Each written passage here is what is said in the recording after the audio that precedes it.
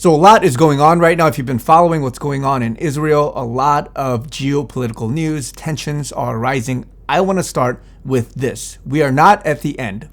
If you think that Jesus is coming soon, you are mistaken. We are literally at what Matthew 24, verse 6 through 7 says. It says, "You will hear of wars and rumors of wars. See that you are not troubled, for all these things must come to pass, but the end is not yet. For nation will rise against nation, and kingdom against kingdom, and there will be famines, pestilences, and earthquakes in various places." And this is what we are seeing. I'm not going to get into end times eschatology and theory and all that stuff, but if you are concerned, if you are worried, you've got to stop.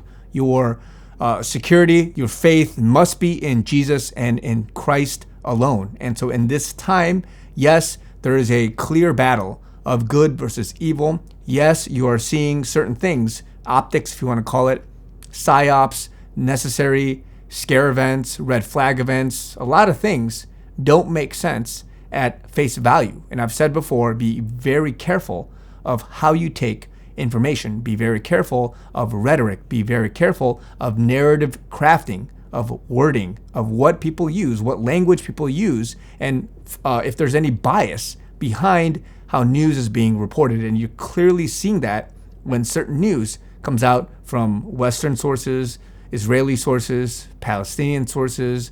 There's a lot there that you have to be very cautious about. And most people, they've learned this ever since COVID and even before 9/11. And a lot of you guys growing up all the way through the 70s, 80s, and 90s, you know what I mean. You cannot be a sheep anymore. And so I've said this because a lot of headlines are coming out right now, confusing people, thinking, oh, this is the end. And they're just, fear-mongering, war-mongering, and they're just declaring certain things that, again, you have to see beyond face value. Now, you can take what has just happened, and I'm going to read a quote. And again, I don't even know if this is clearly the right interpretation given Arabic and the language and nuances, linguistics, body language. But from what I'm reading here, this is, again, October 31st, earlier in the afternoon at the time of this recording, a Brigadier General, Yaha Sari Anu, issued a statement from the Yemeni armed forces saying, quote,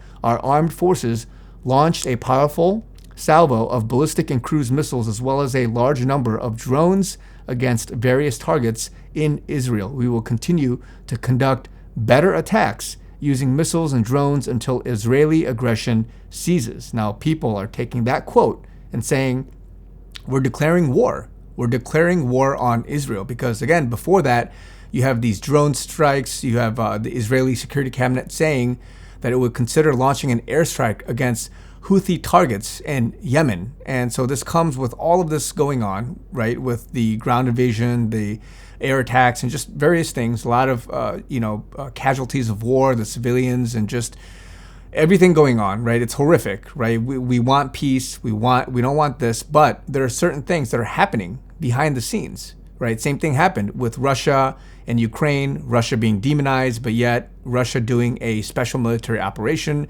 not wanting this, obviously the casualties, but this is in some sense the product of war for, if you want to say, the greater good in terms of stopping other things. And this is where you have, casualties, you have people that are in the way of what is basically this attack, terrorist, or this takedown of terrorism and other things. And you have people, again, not every country, not everybody in that nation is clearly evil. A lot of people are believers in one sense, and then there's others that are neutral and they may not know God, but there's different things, right? So there's people that are being, puppeted.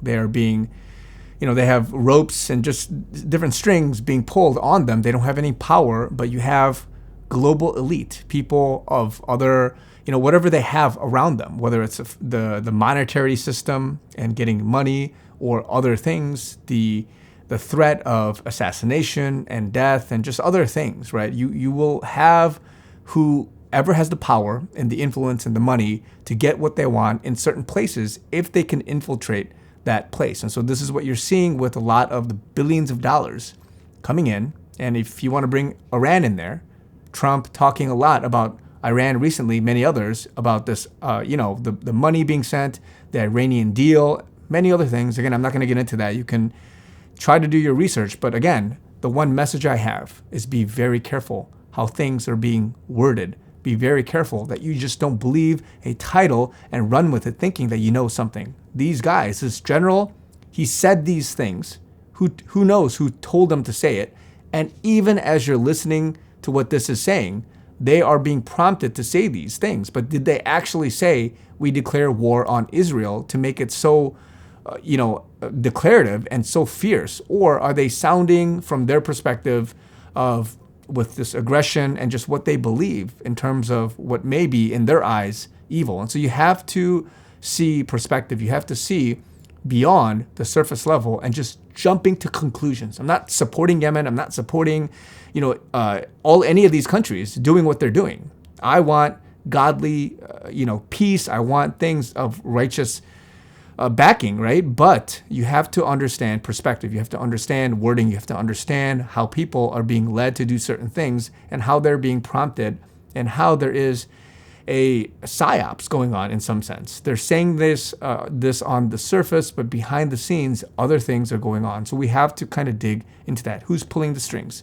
Why is it that they're saying this? Is it a diversion tactic? Is it a purposeful sort of rhetoric to get them to do certain things, right? Playing a bluff, playing certain cards so that it would elicit a certain reaction from the people, from the public, and that you would get sentiment, right? Public sentiment. You're getting the backing of other countries, neighboring countries. However this narrative is being perceived, this is what they are also making sure that they have on their side so that they can try to win in the court of public opinion and among their neighboring countries. So again, I've said before, we are in a clear war of good versus evil. There are certain things that are necessary, whether it's a scare event, whether it's just all this buildup, and it's in some sense being controlled at the top by good or bad, whatever it is, but not all of it is what it seems. And so people are going to take it, they're going to run with it, they're going to think certain things. But again, I'm going back to Matthew 24, that you are not troubled.